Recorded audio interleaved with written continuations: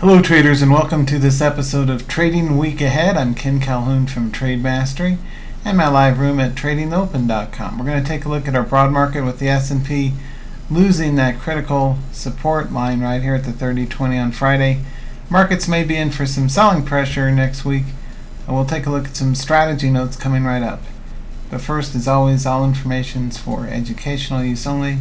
Not making advice about to buy, sell, or hold, and by watching this video, not make actual trades.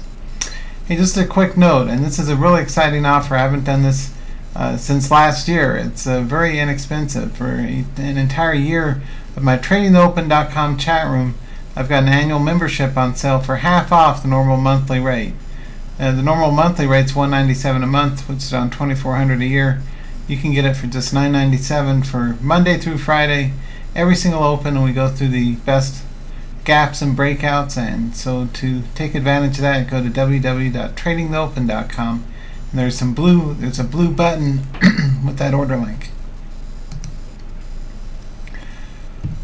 Excuse me. So let's take a look at the market. The main technical signal is this red candle. The S&P lost that 30-20 200 simple moving average line on Friday, so that flashes warning signals to all the quants, the quantitative analysts, and market making firms on Wall Street. We did that last time. It was kind of a bear trap, and it bounced. So what I want to see strategically is, do we see at least 2 to 3 days under the 3,000 mark? And if we do, I'll aggressively start scaling into my inverse instruments to go up when the market goes down. We'll take a look at some of those charts in just a second. But first, let's also take a look at our VIX. VIX was up 5% from the open on Friday, and you can see it's got an opposite chart pattern. What I'm looking at for the VIX here is to see if the VIX breaks 38. That's a key technical resistance level in the VIX indicator, and we'll see if this fear gauge is able to take off to new highs, and if it does, that means we'll see increased volatility and good trading opportunities in instruments like VXX and UVXY and so forth. Here's VXX. You can see it's poised for a little move right up here. A nice green candle right under the 38. I also like to trade UVXY as an instrument to cover as well. And one thing I wanted to cycle through right quick, UVXY is right here. I was trading that yesterday myself. One of the things that I want you to keep an eye on is some of these inverse instruments, and we cover these for day trading setups in the live room every single day, as well as whatever stocks are gapping and running. So instruments that may be poised for an upside move in the case of a market sell-off include things like UVXY or biotech inverse, LabD, the NASDAQ bear leveraged ETF, SQQQ, SDOW, and so forth and so on. A lot of these charts have really good upside potential, and if the market takes out the March lows, you can see where it was last March, right? On March 24th, way up at $90 a share. This is SDOW, the Dow inverse. And so these instruments are relatively risky and generally designed for day trading or very short-term swing trades, but no longer than a few days or maybe a week or two at the most, because they have price decay or contango, which erodes the underlying value. So you don't want to hold on to these guys very long, but they do have really good upside potential. So that's my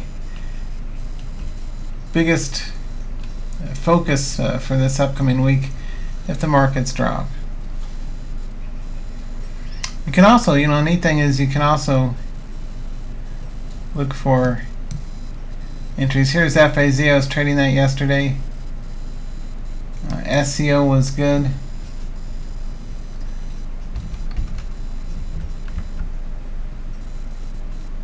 I'm up a bit.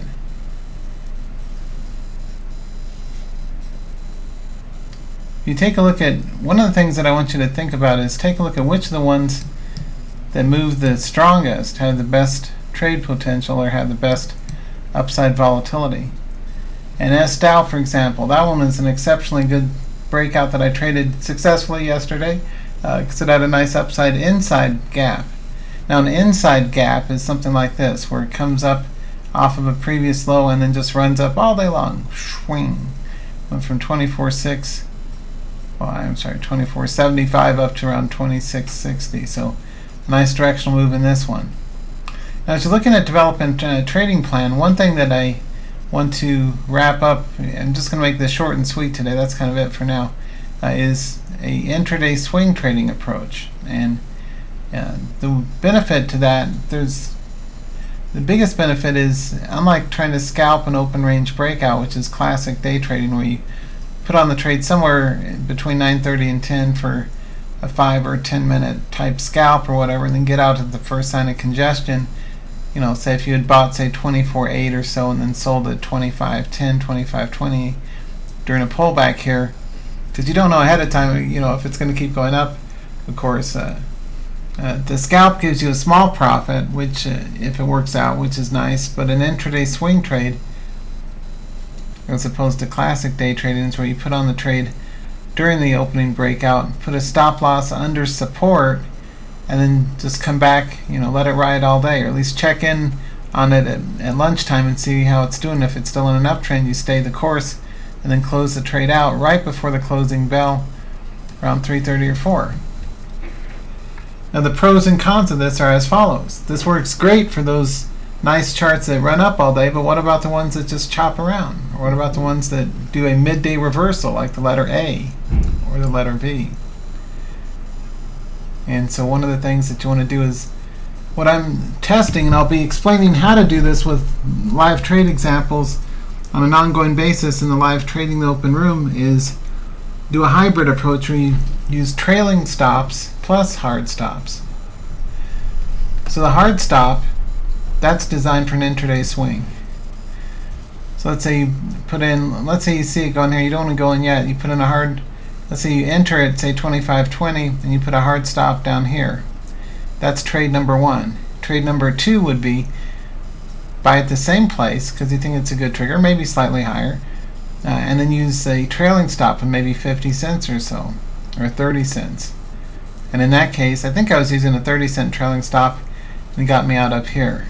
So you don't benefit from this, in this case, kind of a small rest of the day run, but also, you know, what happens for those many days in these guys where they go up, and then they kind of crap out and come back down. If you used a hard stop only methodology, you'd give up all your profits and come back down to your entry or below. So a trailing stop locks in a profit if it goes down. The hard stop keeps you in the trade all day long. So I think the right strategy, the one I've been testing a lot the last couple of weeks, and I'm very happy with the progress that I've been making in understanding how it works, is use both a trailing stop and a hard stop with two discrete trades. So instead of doing, say, you know, whatever, 200 shares on the first sign of a move up and then get out at the first sign of a pullback, you do 100 shares with a hard stop down here for the intraday swing approach, and the other 100 shares with a 30-cent trailing stop that would lock in a profit on the first move. So that's kind of a quick, if that makes sense. It's just basically putting on two trades, one with the trailing stop and one with the hard stop in the same instrument, so that you benefit from the run up.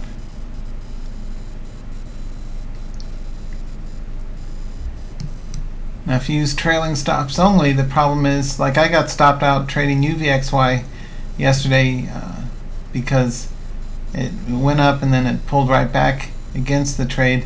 I was using a relatively tight 50-cent trailing stop and it got shaken out. So if you use just a trailing stop methodology, you could get shaken out on pullbacks, miss out not only on the opening run or the major move up in the morning, but also if it grinds up higher in the later part of the day, or if it kept going up here, you'd miss out on that. So it's designed, the strategy is designed to be a alternative to the classic open range breakout day trading with tight trailing stop approach. So it's kind of hedging your bets, and it's always a good thing to play it safe. So anyway, that's a strategy to take note of. And again, with the markets, kind of a wrap-up note here.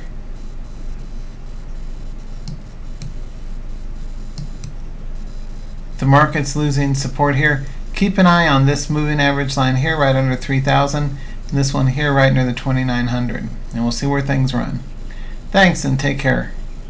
And again, just a reminder, trade smart, and our live chat room annual membership at tradingopen.com is now available for just $9.97 for an entire 12 months. So that makes it less than $100 a month. So that's a really good value.